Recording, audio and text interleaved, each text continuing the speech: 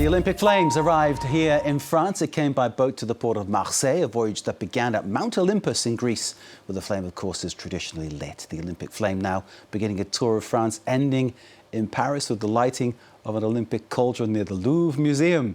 Well, that's going to happen in July. In the meantime, 65 cities will be visited along the way. That's the rapper Jad who lit the flame in Marseille to great acclamation from the gathered crowds. The images are fantastically broadcast across network TV here in France, and to be honest, it looked really good down there.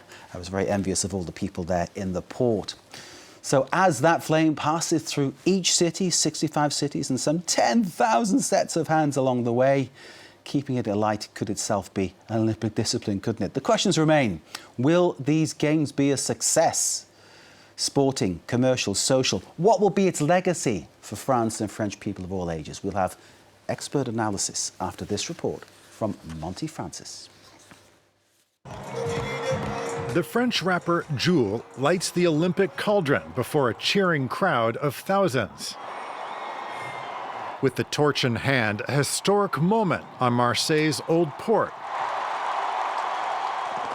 highlighted by plumes of red, white, and blue smoke. The most listened to rapper in France was born in Marseille, and his presence at the ceremony was a well-guarded secret. Moments before, another icon, Florent Manodou, the Olympic French swimming champion, handed the torch off to para-Olympic athlete Nantanin Kieta, a gold medalist in the 2016 Games. They made their way down a floating platform, while above, the French Air Force drew the Olympic rings in the sky. Minutes before, as the Belém arrived in Marseille's Old Port, Florent Manodou took the torch in hand and held it up for the crowd to see, overcome with emotion. They called me a few weeks ago to give me the news. I had tears in my eyes. There to greet the flame, some 150,000 spectators gathered at the Old Port.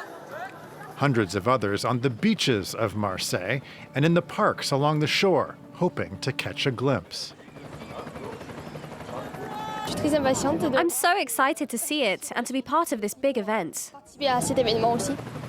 The majestic Belém spent much of the day along the coast, escorted by about 1,000 sailboats and motorboats, there to welcome the ship to French shores. Among the throngs of people, some 6,000 police officers securing the Old Port for the ceremony. A test for Paris, with France on its highest state of alert ahead of the 2024 Games. It looks fantastic, doesn't it? Here to discuss more about what this all could mean is Sylvain Bersinger, who's chief economist of Asterès, which is a consulting group that gives advice to businesses in the public sector, Sylvain, and beyond.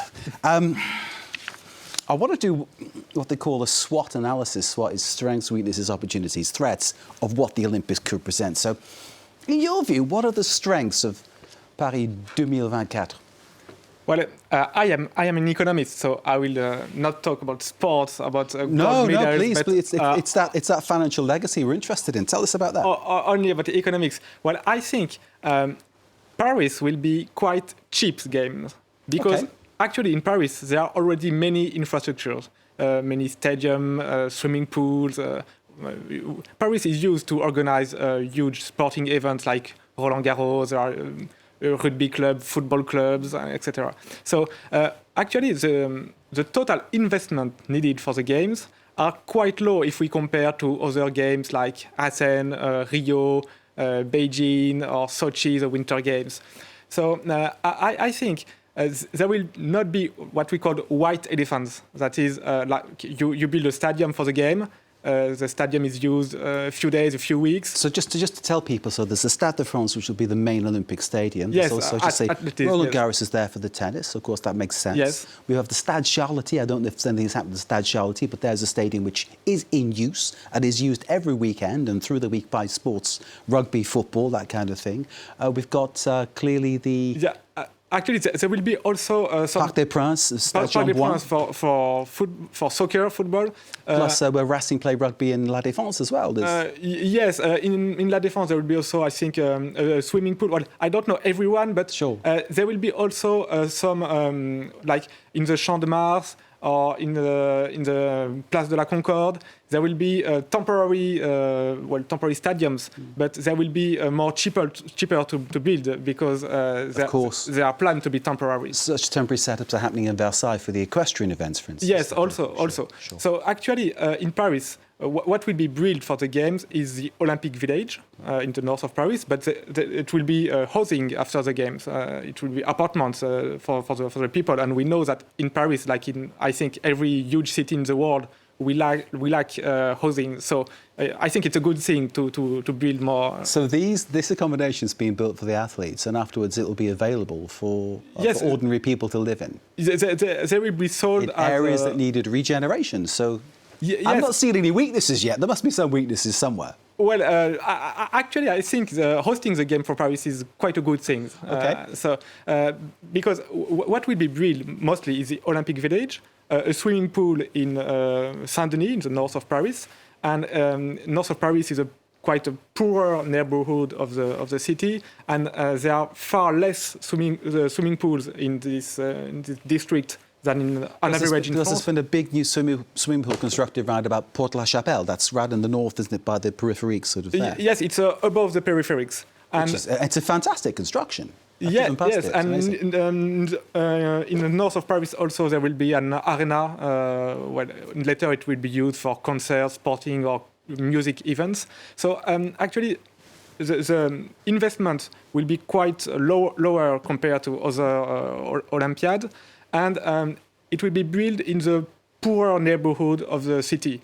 So it is an opportunity to put the spotlight on this district and to bring more infrastructure in this part of the city. One of the weaknesses of staging the Olympics is that there is a big spend, and I think you've put together a statistical cost analysis of how much that will cost, and maybe we can show that to everybody at home and you can talk us through it.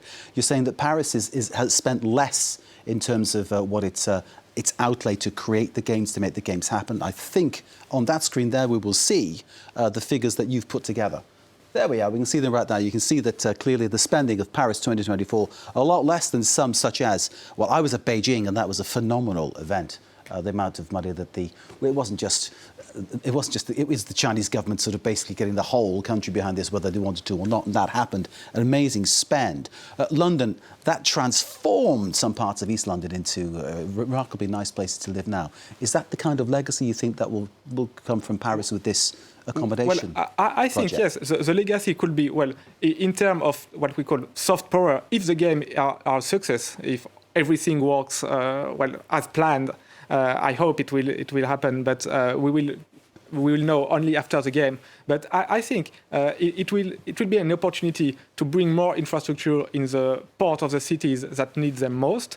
And the cost for the taxpayer, I think it will be null. I think that there will be nothing, zero. I think my estimations is that the total amount for hosting the game will be around 10, maybe 11 billion euros. Okay. We don't know for sure right now because there could be overcost at the last minute. Okay. But the total amount will be, I think, between 10, 11 billion. And on this total spending for hosting the games, around half will be private spending, so like sponsoring, selling of tickets, things like that. And half, around 5 billion, will be public money, the states or the cities. Is the cost of the tickets one of the weaknesses, perhaps, on this one, Sylvain? Because a lot of people complain that the tickets are too expensive. Another issue that people are raising is chaos. The Paris police chief warning that during the Olympics, it could be very chaotic to try to travel across the city. Well, perhaps you can't comment on that, but I'm going to ask you anyway. Yes, on the ticket, it's true that they are quite expensive, but on the other hand, if the tickets are cheaper, the states or everyone will have to pay more to host the game. So if the tickets are more expensive, then the states will have to put less money. So of course it's expensive, but if not, it will cost more it's that taxpayers' issue, money. Sylvain, of getting children to dream about doing sport and participate in sport. If you take to see a remarkable event and you can afford to do that, great. But if you can't afford to do that, those kids maybe get separated from the sport. That's my fear. Yes, that's my fear that will happen.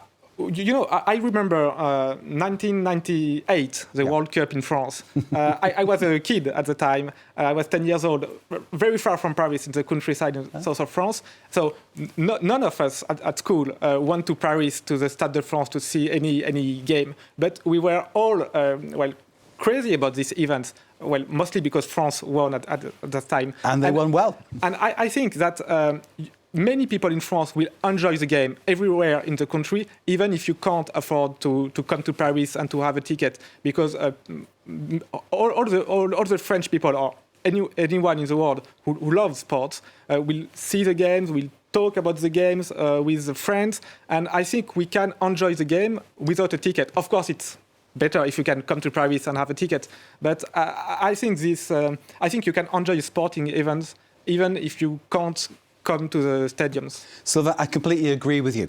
I was trying to play devil's advocate and work it through, but I think you're right. If you see it on TV, it can actually add something else to it, because often the coverage gives you more than you will see from one seat in the stadium. But then having the full stadium packed with people cheering, it adds to the atmosphere and creates. Of course, but I think the stadium will be full. You think they'll be full? Probably. I've heard all or almost all tickets are already sold out. So I think the stadium will be full or almost full, or probably all of them. We're getting towards the end of our interview, sir. What do you think the legacy will be after these games? What do you think we will see in 5 years, 10 years, 15 years? What will the legacy be? It's very hard to tell right now, because it will mostly depend, will the game be a success or not? Like the World Cup I talk about, the legacy would have been very different if France had lost very early in the World Cup. Completely. So I understand. I can't tell you right now, but I think it could be a very positive legacy because, as I said, there will be some investment in the district of the city that needs them, and I think etc. There will probably be very beautiful picture when there will be sporting events right after the Eiffel Tower in the Place de la Concorde, in very beautiful places in Paris. So I think there will be beautiful pictures of Paris and of sports that will be seen all over the world. So I think it could be a great success. I didn't get to ask you about the dirty water in the Seine, but that's maybe for another expert. Thank you very much indeed. Thank you. If the swimming takes place in the Seine, I think that will look fantastic. Well, we could talk about the dirty water for a while, but we'll see how that one goes. Sylvain Bersinger, thank you very much for joining us from Asterès, which is a consulting group giving advice to businesses in the public sector and beyond. Thank you, sir. Thank you. And I share your optimism about the games, I must admit, and let's hope that it all goes well. The flame making its way across France as we speak. It'll be here in Paris to light that flame in July and start the games. That was apropos. Thank you for joining us. Do stay with us. Short break, and then it's Eye on Africa.